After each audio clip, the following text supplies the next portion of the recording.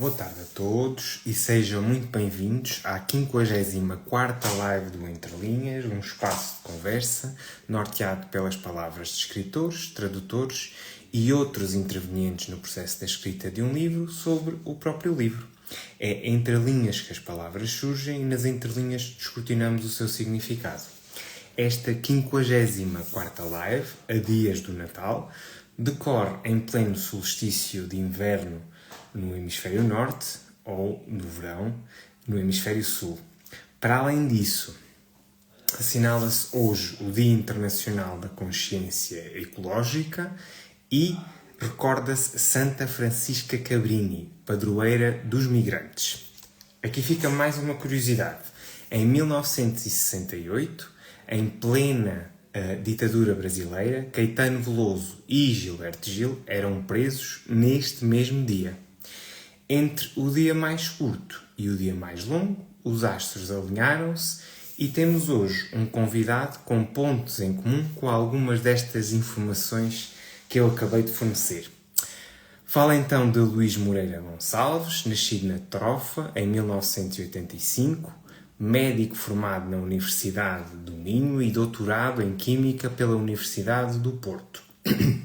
Foi professor da Universidade de São Paulo e, como investigador, tem cerca de uma centena de artigos publicados em revistas internacionais com milhares de citações. Atualmente vive em São Paulo, exercendo como clínico particularmente na área da saúde mental. Portanto, sem mais delongas, vou adicionar aqui o Luís para esta conversa e ter a oportunidade também de consagrar finalmente neste videocast o meu outro desafio literário, Médicos-Escritores. Olá, João. Olá, boa tarde. Olha, antes de mais, agradeço muito o facto de teres aqui acedido a este meu desafio, convite, para falarmos então sobre um livro que traz à memória um tema que nós teimamos em dizer que nunca esqueceríamos, mas ao que parece já nos um bocadinho daquilo que foi, não é? Sim, essa é uma das coisas mais curiosas da pandemia. Como nós achávamos que nós íamos recordar aquilo para sempre, que iam ser dias que nós nunca mais iríamos esquecer e rapidamente esquecemos. A nossa memória funciona de forma muito curiosa e a pandemia veio mostrar isso. Exato. Nesta sociedade do tudo e do já e do agora, tudo aquilo que passa algum tempo, a memória apaga, não é? Sim, há coisas que a memória apaga muito rápido. Olha, e uma pergunta que eu acho interessante para começarmos a falar exatamente sobre, então, o teu livro, o Dormindo entre Cadáveres.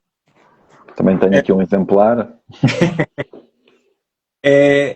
Porque muito se escreveu sobre o assunto. E então a minha pergunta é, porquê uma novela gráfica sobre o Covid-19? E sobre aquilo que foi o Covid-19, realmente? Porquê uma novela gráfica? Olha, essa pergunta tem sido feita muitas vezes e eu, em parte, fiquei surpreendido no início quando comecei a receber essa pergunta. A minha primeira tendência é responder, por que não? Porque é que teria que ser de outra forma? Mas eu depois percebi que se calhar isso não era uma resposta assim tão completa quanto poderia ser. Eu no livro, no final, no epílogo, escrevi que em parte era talvez preguiça, ou falta de tempo, ou falta de talento para escrever, mas não é só isso, não é particularmente isso. A banda desenhada, ou a novela gráfica, permite coisas. Primeiro permite mostrar coisas. O livro, em parte, começou com o episódio do avião, para quem já tinha lido, mas sem spoilers, dizer que há um avião a sobrevoar a floresta amazónica, e eu imaginava que por muito que eu fosse um ótimo escritor, um escritor fantástico, eu nunca conseguiria algo tão bem feito como desenho. Depois, eu queria que tivesse um determinado ritmo, que eu associo quase a um ritmo cinematográfico.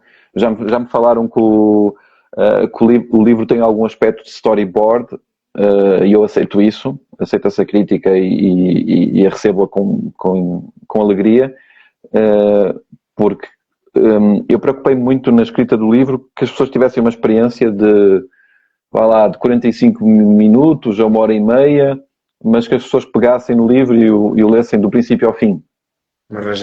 Fosse uma experiência de uma leitura só. E depois, também há qualquer coisa que o livro e por exemplo, a personagem, que sou eu, está um bocado caricaturada. Então isso permite algum afastamento de coisas tão intensas e negativas e que as pessoas já estavam fartas. Então há um determinado afastamento em várias alturas e ao mesmo tempo noutras, por ser uma personagem em que consegue transmitir empatia, quer seja com o sorriso, quer seja com os olhos, etc., com mímica facial e não só, então também permitia uma proximidade. Eu conseguia jogar com essa proximidade de emoções, em alguns momentos torná-las mais intensas e noutros momentos conseguir criar um pouco de afastamento, uma área, digamos, talvez mais segura para o leitor. E eu só conseguia fazer isso adequadamente no formato de novela gráfica. E depois, a verdade é que eu gosto muito de novelas gráficas e acho que, como falaste bem, no tempo que é tudo já e agora, e eu acho que infelizmente as pessoas têm menos tempo, menos, talvez, não sei se paciência seja a palavra certa, para ler, ainda para mais como tem tantos estímulos diferentes à espreita. E eu acho que a novela gráfica ainda consegue captar o suficiente, ou de forma suficientemente forte, a atenção do leitor. E desculpa, foi uma resposta longuíssima, mas em qualquer momento, quando quiseres parar quando quiseres parar as minhas respostas, os meus solilóquios, avisa. Mas realmente, então aquilo que tu quiseste no fundo é, portanto, ter a história, não é? Mas captar aqui de outra forma e ter aqui outros estímulos para além do estímulo apenas das letras, não é? Das palavras. Aqui ter uma experiência, se eu entendi bem, mais imersiva, não é? Sim, assim. Acho que é uma ótima expressão, imersiva, exatamente. Eu queria que fosse uma coisa imersiva. Eu queria que as pessoas pegassem no livro e lessem do princípio ao fim, e como tal não podia ser uma coisa longuíssima, e queria que... e tem-me dito isso, as pessoas têm dito que é um ritmo intenso e que é imersivo, e dizem-me com alguma frequência que foi uma aventura. Olha, foi uma aventura ler este livro, e é isso, eu queria que fosse uma aventura. Olha, e pegando exatamente nisso, o livro está povoado assim de histórias rocambolescas. E a minha pergunta é, ainda ficaram histórias por contar? Ou seja, para além destas que já ficaram. Ficou muita coisa por contar. Ficou. E lá está, foi realmente uma aventura, aquilo que tu fizeste. Foi, eu sinto aquilo como uma espécie de odisseia, em que eu fui transportado fisicamente de um lugar para o outro, lá passei por uma série de provações, se quiseres, em forma... 12 trabalhos. Sim, então... O livro tem várias coisas. Tem uma que é uma espécie de, digamos, jornada do herói, se bem que eu não considero que herói, nem sequer tentei mostrar isso, mas pronto, digamos que é uma jornada, um livro, uma aventura de determinada personagem. Também tem a construção, aquele clichê que existe da personagem que não sabe fazer e depois aprende ao longo do filme e no final já sabe fazer as coisas. Enfim, também houve essa construção em que se nota a aprendizagem.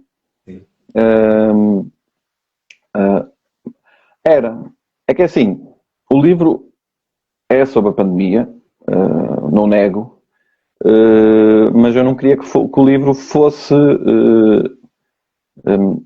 inicialmente foi pensado algo mais a ver com a pandemia ou algo mais reportagem jornalística ou algo mais relato e à medida que se foi desenvolvendo percebeu-se que funcionava muito melhor assim. Então a pandemia está lá, o registro histórico está lá, mas está no background, se quisermos, e assim acaba por ser mais poderoso. Okay. Acaba por ser como, e eu falo muitas vezes desse exemplo, e no livro inclusive falo disso, com o meu bisavô Luís, do qual eu também herdei o nome, se bem que o meu é com S, ele ainda era do tempo da pré-reforma ortográfica de 1921, e ele esteve na Primeira Guerra Mundial, ou na Grande Guerra, veio com muitas histórias, contou essas histórias ao meu avô.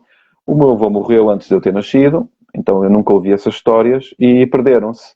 Então eu sei mais sobre a Grande Guerra, sei mais sobre as trincheiras, sei mais sobre o que os soldados passaram, por exemplo, pelo trabalho do Érico Maria Remarque, o Oeste Nada de Novo, ou Nada de Novo no Front, dependendo da tradução. E esse livro é sobre a Grande Guerra?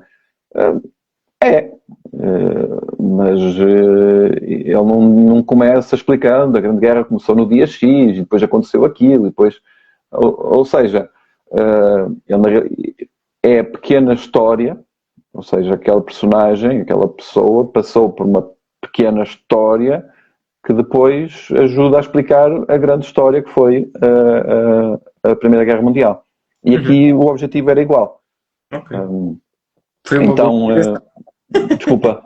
Foi uma boa inspiração, estava eu. Obrigado. Não foi apenas essa, mas sim. Há vários momentos em que o facto de alguém ter contado a história fez com que depois as coisas começassem a aparecer nos livros de história. Exato. Exatamente. E temos o contrário. Quando alguém não contou, a história desapareceu. Exatamente. Sim. Então o poder das histórias, o poder da narrativa. O poder da palavra, não é? E da palavra. Sim. Olha, e aqui, lá está, é uma novela gráfica, tem ilustrações, e eu queria perceber como é que tinha sido a parceria aqui com o Filipe. Como é que foi este diálogo entre argumentista e ilustrador? Essa parte correu bem. Nós tínhamos mais ou menos a mesma imagem do que seria o livro, após 2 ou 3 reuniões, e depois eu ia fazendo o roteiro, ia colocando umas imagens que podiam servir de base. Eu tinha uma biblioteca de imagens, com quase 1000 fotos. Depois, para coisas específicas como era uma unidade de cuidados intensivos, ou, por exemplo, uma coisa que aparece muitas vezes erradamente nos filmes e nas séries, a intubação. Intubam com a mão errada ou com o laringo ao contrário. E isso para mim preocupava-me, porque eu não queria que virasse piada nesse aspecto. Não tinha que ser um documentário, mas não queria que estivessem coisas erradas que provocassem o riso nas alturas erradas. Então fui escrevendo, fui montando, ele ia desenhando, depois víamos para trás para a frente, eu contribuí com muitas sugestões de imagens, ele também contribuiu com várias sugestões para o roteiro, ou para o argumento. Por acaso, felizmente, a parte, digamos, artística, conseguimos mais ou menos nos dar bem. E depois, não me custa admitir, pelo contrário, até fico feliz em admiti-lo e dizê-lo publicamente, o editor que se envolveu no projeto, o projeto ia, digamos, a meio, 2/3, fez muitas boas contribuições. Portanto, a editora no Brasil, a Comic Zone, é uma editora apenas de banda desenhada e que edita autores incríveis, o Odorovsky, o Guy Delisle, enfim. Então o editor teve um papel que eu diria que também muito importante na versão final do livro.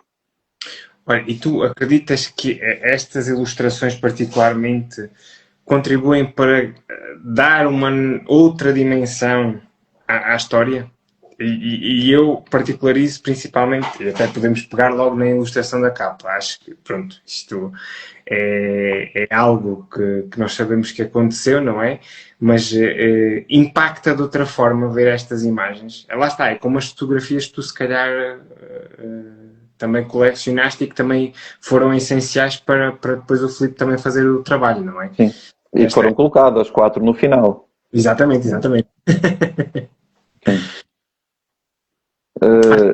Achas que é um bónus e achas que que garante aqui uma outra dimensão e lá está, voltando ao objetivo que eu utilizei, uma experiência ainda mais imersiva? Se bem que todos passámos pelo Covid, mas assim nem todos lidámos com esta realidade tão de perto. Sim, eu ontem não, já foi, enfim, recentemente eu estava a discutir com o meu irmão mais novo, eu pude me dar ao luxo de ser inverosímil, desculpa, uma palavra complicada, mas eu pude me dar ao luxo de colocar coisas que a pessoa diz, não, isto nunca aconteceria, porque aconteceu. Então, a ficção ou a boa ficção tem que ter um caráter, tem que estar sustentada no provável. Porque senão, quando há ali tantas coincidências e coincidências resolvem problemas ou histórias surreais, nós não acreditamos, nós dizemos, só num filme é que isto se passaria e perdemos perdemos a experiência imersiva, porque percebemos que isto é um filme. Como no meu caso era uma história verdadeira, eu podia colocar as coisas surreais que me aconteceram. E as pessoas iriam acreditar, porque são verdadeiras, e iam manter Então, o ser uma história verdadeira simultaneamente ajuda em vários momentos, prejudica, porque eu estou-me a expus-me se calhar demasiado. Eu não sei eu acho que a maior parte dos médicos não se teria exposto tanto como eu, talvez porque eu seja um pouco mais inconsequente, mas sim, digamos, respondendo à pergunta, as imagens, as histórias, eu colocar umas fotos no fim, que reforça a verdade de tudo o que aconteceu. Em vários momentos está subtil, mas foi propositado. Existe uma curva na última camada do livro, está a curva epidemiológica. Aparecem o número de mortos ou na rádio ou na televisão, mas está lá a curva a decorrer. Então vou deixando essa informação para o subconsciente do leitor ir recolhendo e perceber que está a acontecer alguma coisa ali. Então, tudo isso, enfim, tudo isso foi pensado e acho que correu bem. Às vezes uma pessoa quer fazer uma coisa e não corre como esperado, mas aqui no caso acho que correu bem. Eu acho que sim. E olha, e particularizando aí nisso, portanto, falámos na edição do Brasil, cá ele foi editado pela Ziggurat. E como é que surgiu este convite? Porque também não é uma editora propriamente de banda desenhada. Não, é a primeira novela gráfica da Ziggurat, é a única até agora que eu saiba. Eu fui tentando editoras, houve editoras que foram muito simpáticas, mas que disseram que não estavam interessadas. Houve um caso em particular, que eu nem vou contar o nome da editora, mas que fui profundamente, sinceramente maltratado. E agora eu tenho pena, porque agora eu tenho dificuldades de comprar livros dessa editora. porque eu estava a tentar entrar em contacto e quase que me, tipo, mas porquê é que eu hei de ler esse livro? Eu pensava que os editores é para isso que serviam, liam e depois decidiam. Enfim. Mas isto tudo, a Ziggurat não foi a primeira escolha exatamente porque não era uma editora de banda desenhada. Mas está lá escrito que é uma editora de não ficção. Então eu enviei um e-mail simpático a dizer, olha, eu sei que vocês não publicam banda desenhada, mas publicam não ficção, isto é uma história de não ficção, e eu acho que posso revelar. Ele respondeu-me, o editor respondeu-me passado 1h e 40 minutos, ou seja, leu o livro, e sei agora que não foi o único a ler, partilhou com um dos membros do programa onde ele participa, que também gosta muito de banda desenhada. Ok. E os dois gostaram do livro e respondeu-me ao fim de 1h40 a dizer: gostei do livro, vamos reunir. E foi fantástico. Tem sido ótimo trabalhar com ele. Com ele, o Carlos Vaz Marques, portanto, o editor da.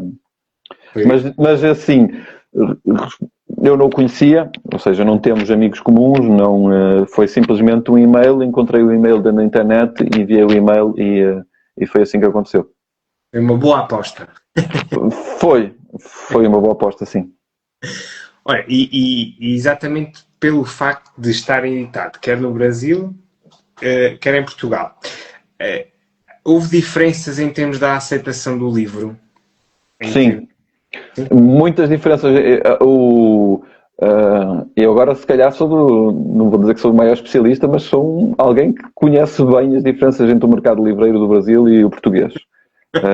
Porque os livros foram editados na mesma altura.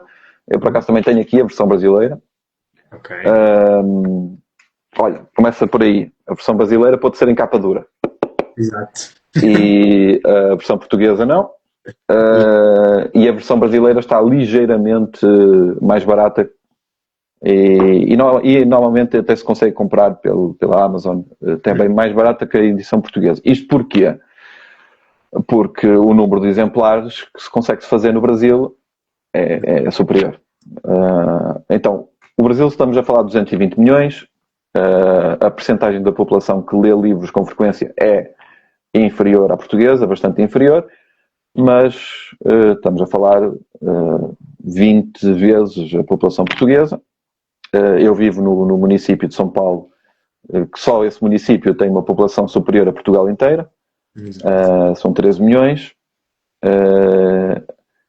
Então, uma editora no Brasil pode fazer coisas que em Portugal não consegue.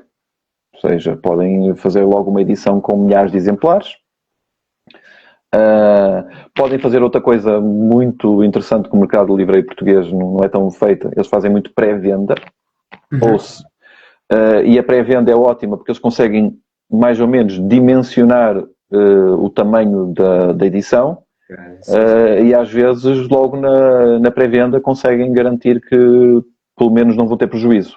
O risco também é menor. Os canais de venda lá funcionam muito mais pela internet do que aqui. Até porque lá, e as pessoas ficariam surpreendidas, eu vivi em Araraquara, que era uma cidade deve ter que 200 mil habitantes, que tinha uma das melhores faculdades de letras do país, da Unesp, e não havia uma única livraria. Então chegou a haver antigamente uma Novela, depois fechou, agora acho que já tem, mas durante vários anos uma cidade com uma faculdade de letras não tinha uma única livraria disponível na cidade. Outra coisa que o mercado livreiro brasileiro é muito interessante, tem muitos sebos, que são o correspondente aqui a alfarrabistas, ou seja, o mercado do livro em segunda mão funciona com mais intensidade que aqui, se bem que aqui agora com as aplicações como o Vinted tem havido, e o LX tem havido uma espécie de renascimento, as pessoas já vendem livros, mas funciona. Eu tenho pena para Portugal, mas ultimamente têm sido publicadas mais coisas no Brasil. ou seja, coisas diferentes, coisas na banda desenhada, então, é uma diferença enorme. O número de coisas diferentes que estão a ser publicados lá é impressionante. E eu tenho sempre uma eterna questão, é porque é que não existe assim esta migração em termos culturais entre Brasil e Portugal, não é? Porque é que não existe mais assim? Atenção, mas essa pergunta É uma é pergunta retórica. não, sim, não, eu posso responder de algumas das dificuldades. Assim, por exemplo, é difícil o comércio de livros, é difícil simplesmente uma editora brasileira vender em Portugal e vice-versa. Algumas editoras portuguesas começaram, algumas, na realidade eu só conheço uma, a Tinta da China. A Tinta da China existe a Tinta da China Brasil. Sim, sim. Então eles pegam em alguns dos livros, não sei como é que é a política editorial deles, que publicam também no Brasil. Agora, a maior parte das editoras existe de forma independente. Eu sei que, por exemplo, a Devir existe nos vários lugares, mas funciona de forma independente. Eu pensava que fosse mais fácil. Eu pensava que, por exemplo, eu podia simplesmente pegar no PDF do Brasil e praticamente editá-lo aqui em Portugal. Não, teve que ter um arranjo. O acordo ortográfico ajudou em algumas coisas, mas não resolveu. E é pena porque estamos a falar em todo o mundo que há quase 300 milhões de pessoas que falam português. Se estivéssemos minimamente unificados em termos de mercado de leitura, seria ótimo para todos, para os leitores, para os escritores, etc. Ok. Quando falavas da aceitação, posso dizer que a nível comercial, tipo número de exemplares, no Brasil vendeu muito mais. Acredito. Sim, já está na segunda edição e a aceitação da crítica tem sido igualmente positiva. Se bem que acho que os brasileiros normalmente são mais efusivos. Sim. Bem. Olha, e uma última pergunta aqui desta primeira À vontade. parte. Que pode ser assim um bocadinho em glória para quem é tão multifacetado. Quais é que são os projetos para o futuro? Não, a pergunta não é em glória. Não sei se... Eu evito responder enquanto o projeto não estiver sólido. Okay. Por exemplo, muito pouca gente soube do livro até o livro estar praticamente pronto. E muita gente surpreendeu, que não estava à espera que eu tivesse com esse projeto. Então, tenho várias coisas na cabeça, mas não tenho neste momento nada sólido ou nada que eu possa revelar. Peço desculpa. Não. Dá azar. Existem ideias, não é? Sim, existem ideias, sim. Felizmente existem ideias. Ok. Pode existir também preguiça, ou falta de condições, mas sim, existem ideias, sim. Ok, sim. Então, falámos na obra e agora vamos falar do autor. E aqui a minha primeira pergunta é: como é que começou a paixão pelos livros?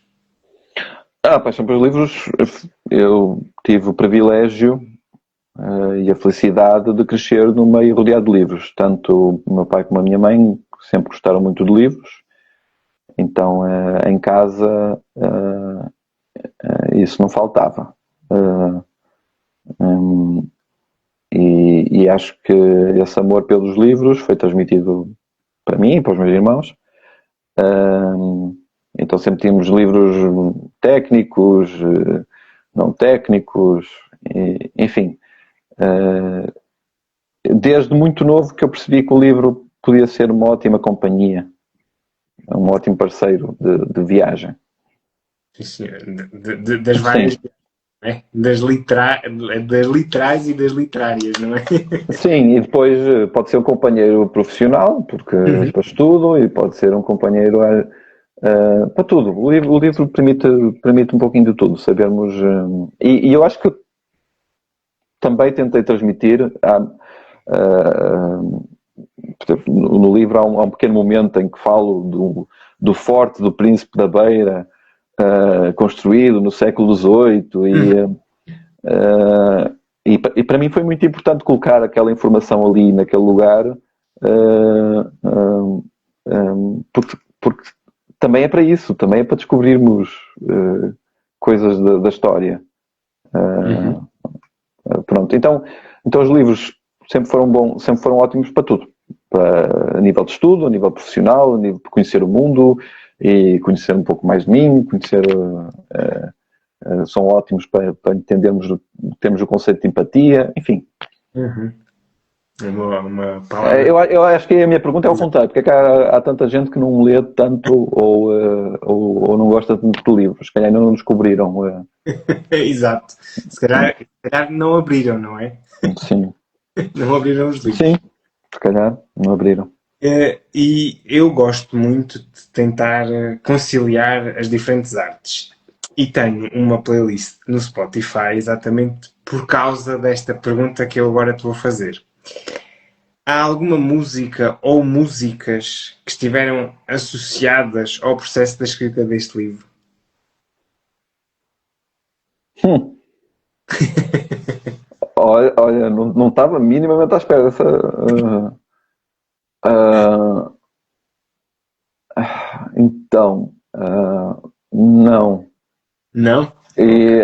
Não, é, é assim, eu sou melómano no sentido de gostar de música e entender alguma coisa e saber distinguir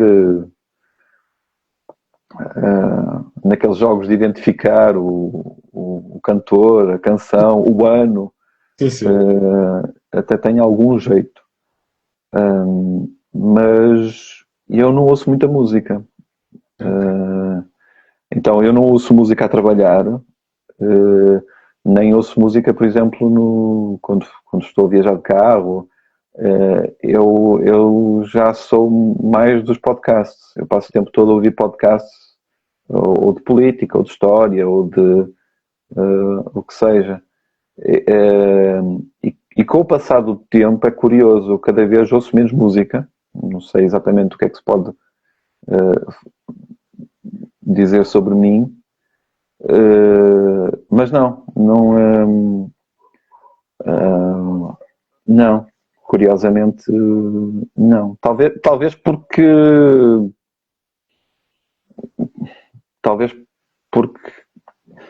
ao escrever eu penso sempre no leitor. Uhum. Então eu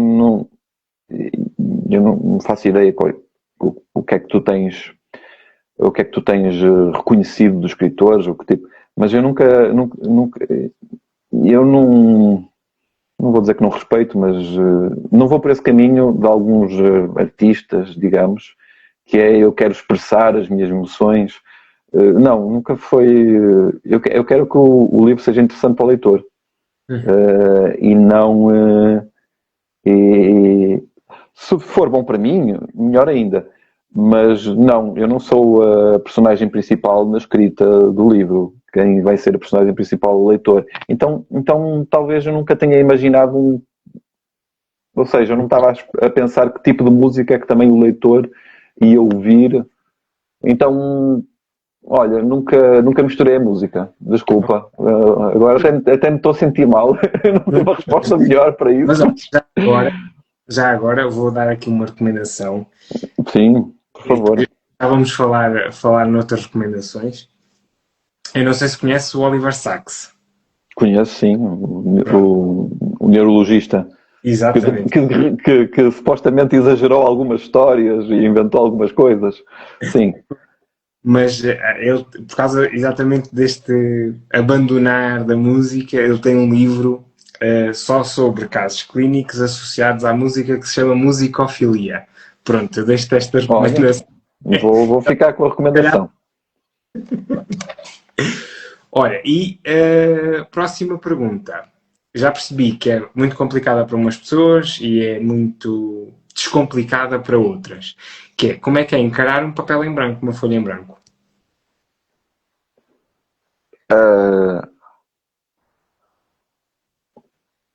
É tranquilo.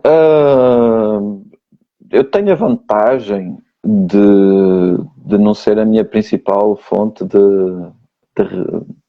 de rendimento, não é?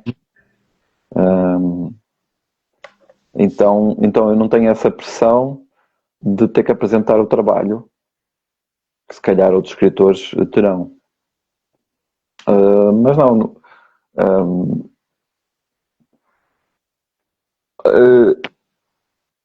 É verdade que é uma história verídica, então não tive que inventar muita coisa. Mas não, para mim foi bastante. Não foi torturante, nem nem reconheço o que o Lobo Antunes dizia com muita frequência, que escrever é muito difícil e ele repetia essa frase vezes sem conta. Bom, se calhar escrever como ele escreve seria difícil. Mas não foi uma tortura. Não é.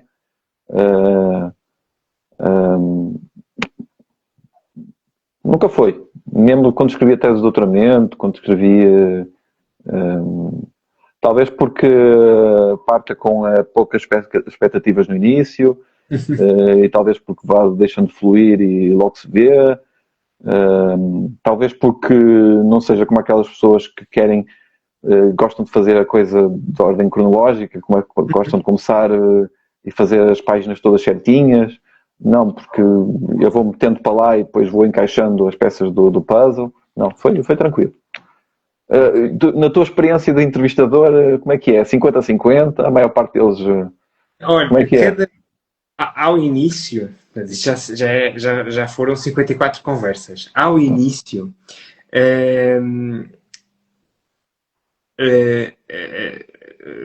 havia mais pessoas com problemas nesta questão da página em branco. Cada vez mais, ao longo das últimas conversas, as pessoas dão mais respostas assim exatamente como essa que tu me deste, ou seja, é uma vivência tranquila. Aliás, a maioria das pessoas diz-me que nunca existe uma página em branco, porque existem ideias e nunca, acaba por nunca haver uma página em branco propriamente dita. Sim. Mas já agora, tu tens a sensação, e estamos a inverter os papéis, mas olha, eu por mim, tu tens a sensação que a maior parte dos escritores escreve para o leitor ou escrevem pelos próprios?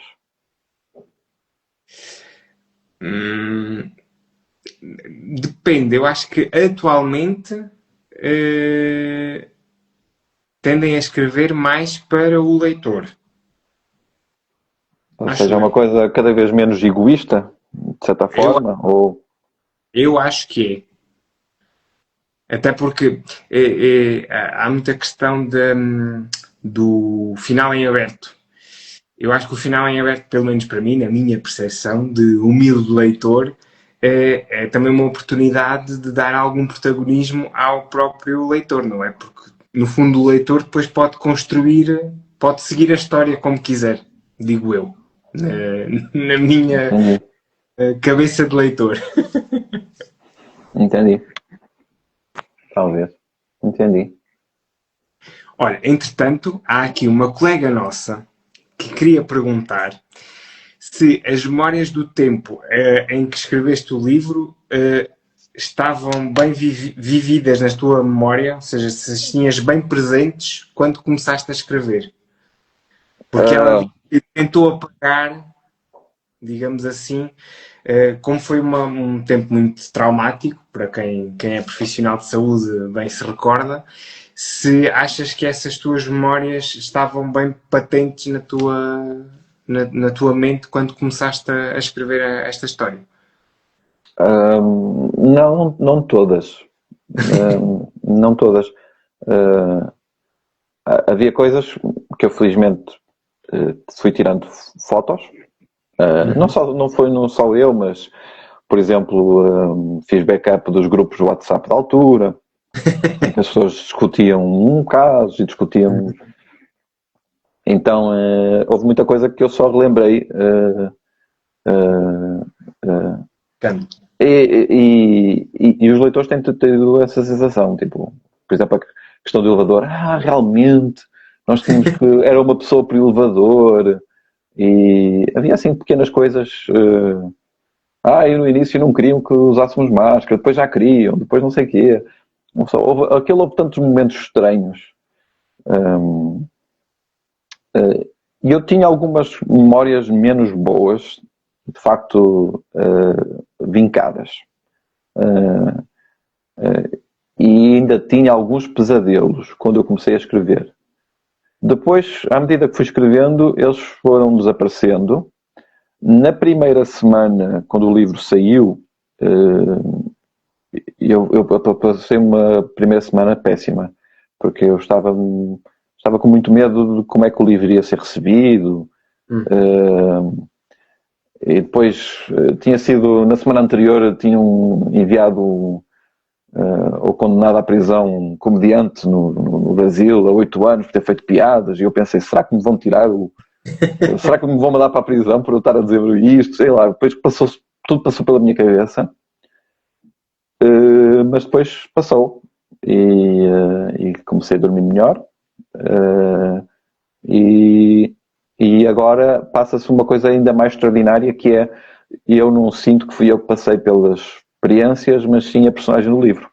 Okay. Então agora já é outra pessoa, outra entidade que passou por aquela história toda.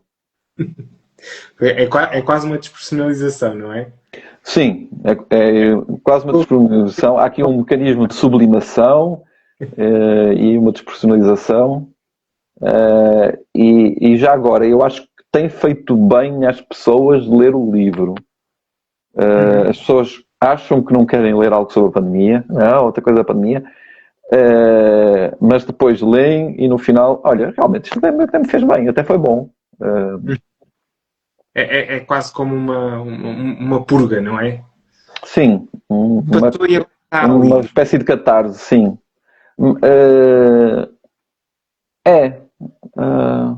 Sim. Não sei se purga e catarse é a palavra certa para o que o leitor faz. Eu em parte faço isso, porque eu passei por coisas ruins e eu diluo as minhas memórias no mar de toda a gente, e passa a ser uma experiência partilhada e assim mais suportável, mas eu acho que o próprio leitor, eu acho que as pessoas podem rever a pandemia como alguma coisa que ultrapassaram também, de uma forma ou de outra. Não é? Aqui desculpa, não sei se me ouviste. Não vi, a chamada caiu, mas agora já voltou. Estava a dizer, é quase como uma resolução, não é? Houve aqui uma coisa que conseguimos resolver um assunto que estava assim um bocadinho enovelado, e nós conseguimos fazer aqui o novelo e deixá-lo aprumadinho para ficar ali no nosso expositor de memórias. Sim, se bem que o final do livro não é muito, não é um happy ending, não é um feel good, também não é um final em aberto. Convém que com este tema não fique muito bonitinho, não é? Porque não nos podemos esquecer que... Sim, morreu gente e que foi complicado. Mas ao mesmo tempo, e preocupante com isso, e tinha medo que as pessoas achassem de forma errada, o livro tem, espero eu, muito humor. Sim. E várias pessoas me têm dito que riram. Aliás, como eu já disse mais que uma vez, o melhor elogio que me tenho dado é as pessoas dizerem que choraram e riram com o livro, e às vezes ao mesmo tempo. É o elogio supremo que eu posso receber. Até pelas histórias rocambolescas, nomeadamente aquela senhora que não era aquilo que devia ser, não é? Sim, mas já agora, isso é comum, Uh, e inclusive depois, se for já à internet, há inclusive uma pessoa no Rio de Janeiro que chegou a amputar uma perna no SAMU e depois descobriram que os diplomas eram todos aldrabados. Mas sim, vais ver, falso médico, amputa a perna no Rio de Janeiro e está lá. O mundo é um lugar Olha, curioso. exato. Bem, podia ser um talhante. Fico um bocadinho mais Podia. por. Espero que ele tenha usado anestesia, não sei como é que fez. Mas e amputou logo no lugar, foi na rodovia, foi ali enfim, tu vais à internet e descobres. E Foi à macana. sim, há vídeos, quando me perguntas se há histórias que ficaram de contar. Ui, muitas Pois, histórias ficaram de contar e, e mesmo aqui, e assim, já agora, mesmo aqui em Portugal, eu nunca trabalhei como médico aqui, em Portugal. Eu estou a dizer aqui porque eu neste momento estou em Portugal, vim para o Natal. Mas eu, como estudante, eu vi médicos a fazerem coisas inacreditáveis. Não sei se tiveste a mesma experiência que eu, mas, mas eu vi médicos a fazerem coisas realmente inacreditáveis. durante a nossa prática clínica também acumulamos muitas. Sim, Não são só as sim. histórias clínicas dos nossos doentes, mas também histórias ao nosso redor. Eu acho que todo o psiquiatra já viu uma discussão entre um psiquiatra e o doente e o maluco ali é o psiquiatra. Eu já vi várias. Olha, e por falar em histórias, aqui a penúltima pergunta que eu tenho preparado para ti é um pedido. São 3 recomendações literárias. O número é meramente indicativo, portanto, se me deres mais, não há problema. Posso, mas podias ter avisado antes. Eu podia ter preparado, mas olha, livros que os últimos 3 livros que eu li, adorei-os, portanto, os últimos 3, portanto, eu posso recomendar os últimos 3. Ok. O Corpo de Cristo, da Belema, que está editado em Portugal, acho que é pela Devir. Não sei se sabes o livro que eu estou a falar, mas é um livro, portanto, vai ser tudo banda desenhada. É um livro de banda desenhada em que ela aborda, ou seja, são bordados várias das páginas. O livro está fantástico. Pelo que disseram, também está a vender bem em Portugal. E basicamente é uma história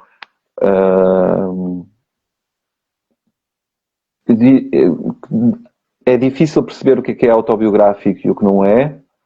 Não vou dar spoilers, obviamente, mas fala sobre saúde mental, fala em particular na Galiza, então é uma coisa que quem é do norte de Portugal conhece bem.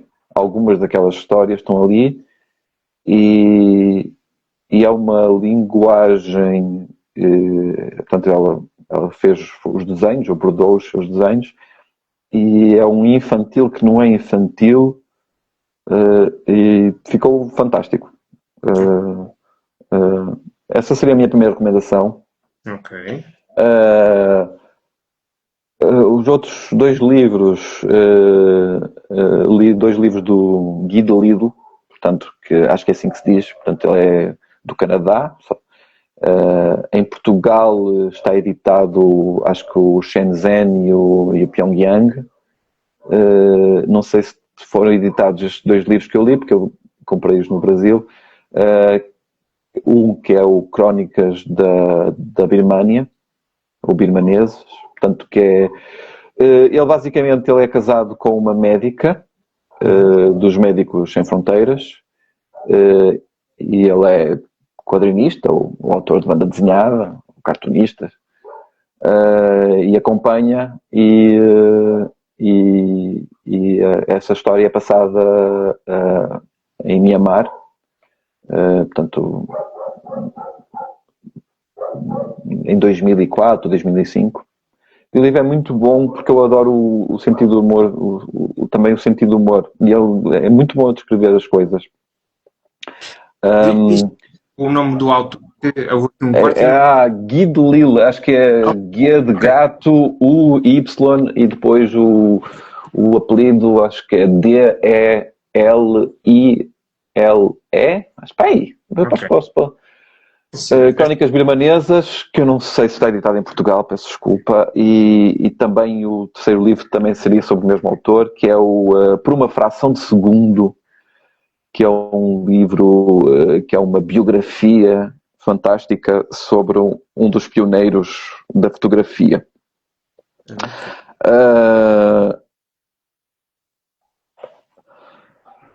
Livros, queres indicações sem ser banda desenhada? Ou mais alguma coisa? Se me quiseres dar alguma sem ser banda desenhada, eu aceito com todo o gosto. Olha, sem ser banda desenhada, eu gosto muito dos livros do João Garcia.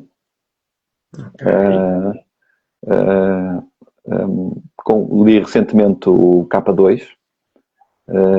Eu sou um fã do João Garcia, se bem que não foi o livro que eu mais gostei dele. Recomendo, acho que o outro é A Mais Alta Solidão.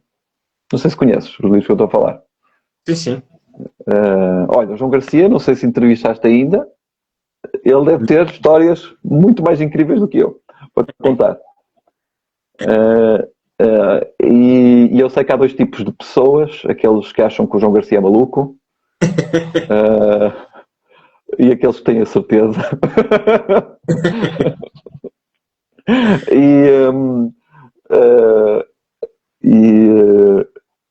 E eu sou aquele que tem a certeza, e por isso que eu não sei se ele gostaria que eu dissesse isso, mas eu tenho uma profunda admiração e até inveja pela sua insanidade de ir subir as montanhas, como o K2 ou como o Annapurna, com uma taxa de sobrevivência ronda aos 50%.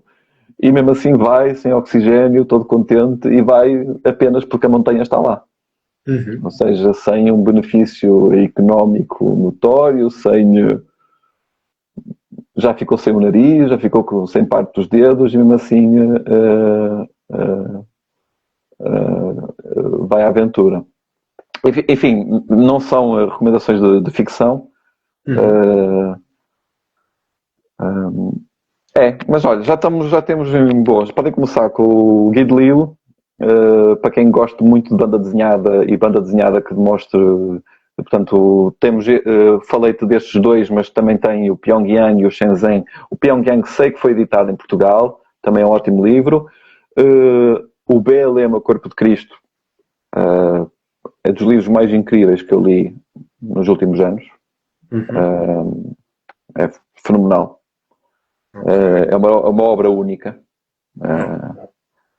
E é difícil cada vez mais fazer coisas únicas. E os livros do João Garcia. Okay.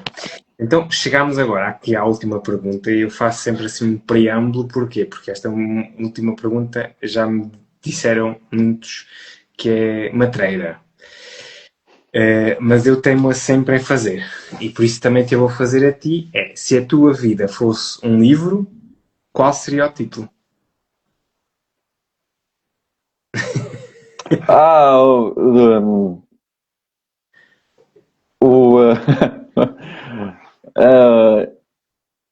A tradução para português é um bocado complicada, mas não sou muito melómano, mas aquela música do James, o Getting Away with All Messed Up, portanto, vamos traduzir isso para português: safar-me, ou olha, isto deu certo apesar de toda a confusão que... Deu certo apesar de tudo. Deu certo, deu certo apesar de tudo. Eu acho que tinha muita coisa para não dar certo. E sinceramente nem sei. E nem é bem a dar certo, é o getting away, é o safame, consegui passar pelo. Eu acho que a vida é um exercício de funambulismo. Estás a ver aquela palavra que se aprende na semiologia de neurologia, ou seja, aquelas pessoas que andam no fio, no arame. Eu acho que a vida é isso, é um exercício de andar pé ante pé no arame e não cair, e vamos de um lugar que não sabemos bem e vamos para outro que não sabemos bem onde é que é também, e às vezes há um desequilíbriozinho, mas então talvez seja isso, sim. Apesar de tudo, deu para se fazer. Não é nada literário, nada poético, mas. Ok, só aqui a anotar, que é para depois quando Vai ficar. eu Tá bom. pedir os direitos de autor, está bem? Tá bom. Ok, então terminámos. Espero que não tenha sido nenhuma prova Não. de.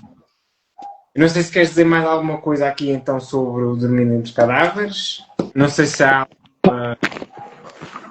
Posso dizer uma coisa que eu fiquei um pouquinho triste,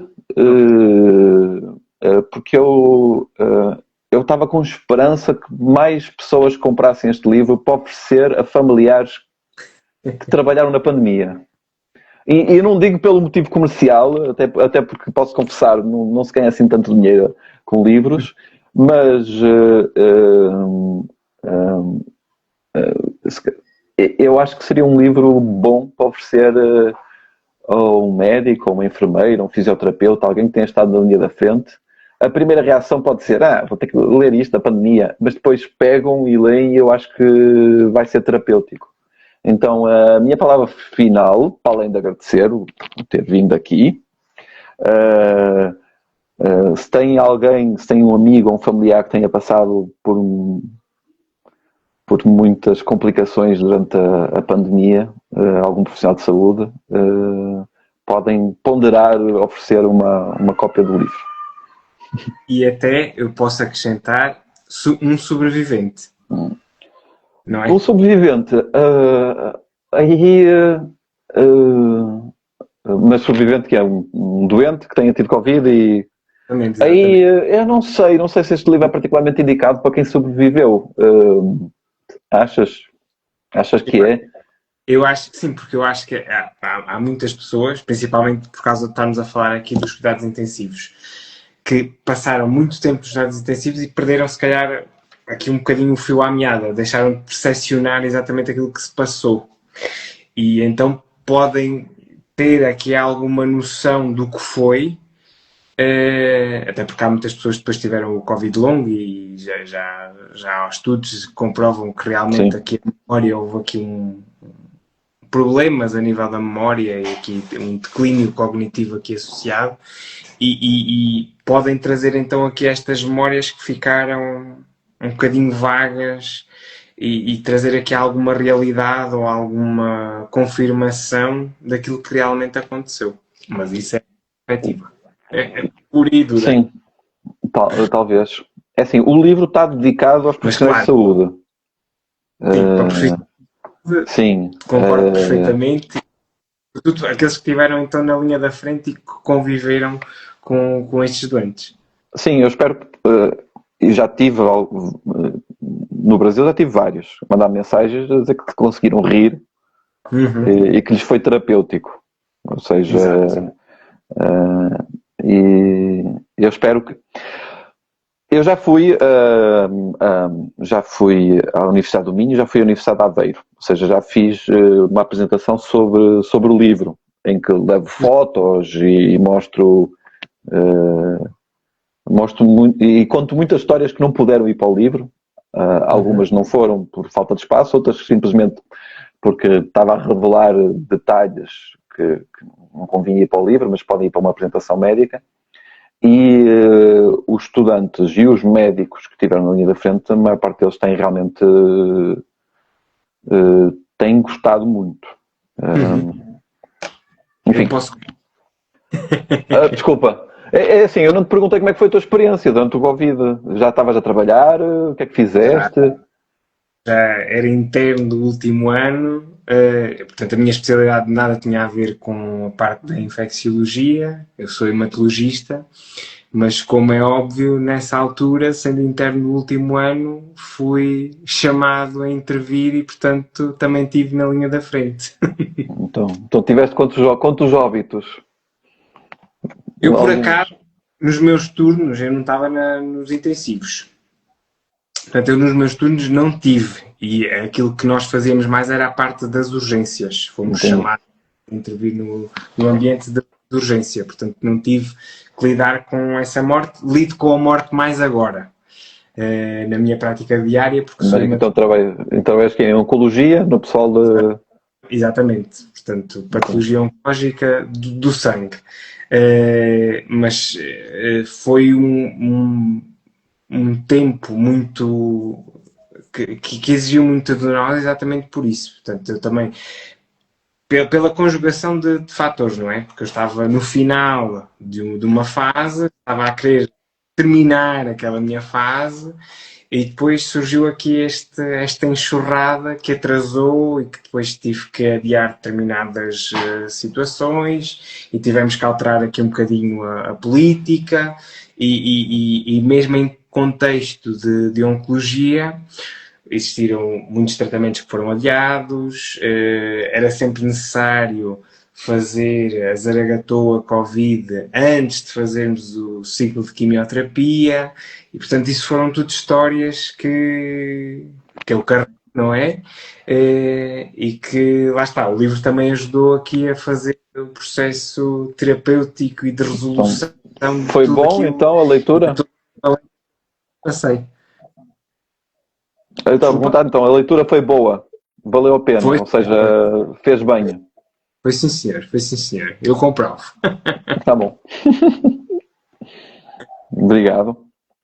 Não, obrigado eu, mais por este convite e por esta conversa. Isto foi, lá está, como eu disse, foi a primeira vez que eu tive alguém aqui da minha classe, sendo que classe é uma palavra que eu não gosto muito, mas pronto, do meu grupo profissional, a falar aqui nestas conversas sobre os livros, e eu acho que também é muito importante, eu mesmo na minha prática diária, tento introduzir os livros e a leitura o máximo possível, porque eu acho que lá está, a leitura e os livros ajudam-nos muito a ultrapassar exatamente estes problemas e a concretizar e a solucioná-los da melhor forma. Isto agora também, eu quando começo a falar, depois também é um Sim, problema. entendo, Como já deves... entendo. Não, mas eu tenho recomendado isso. Tipo, também tenho recomendado a leitura e tenho recomendado a escrita. Ou seja, ou qualquer tipo de expressão artística, pintura, o que quiserem, faz melhor do que eu pensava. Ou seja, é mais potente no processo terapêutico do que sinceramente eu imaginava à partida. Sim, também concordo perfeitamente. Pronto, terminamos então a nossa Muito obrigado. Obrigado eu. E olha, votos de boas festas. Então, que mais pessoas aproveitem estes 2 dias, até o dia 24, para oferecerem então este Dormindo entre Cadáveres aos vários profissionais de saúde que conheçam e que passaram por esta pandemia, não é? Para que ela não se esqueça, não é? Porque sabemos que inevitavelmente, tendo em conta os ciclos da história, outra pandemia virá em algum dia, não é? Sim, certeza. Portanto, Certeza. acho que é uma boa forma que nós temos de perpetuar a memória. Lá está. Nós falávamos ao início. Ok. Obrigado. Um abraço.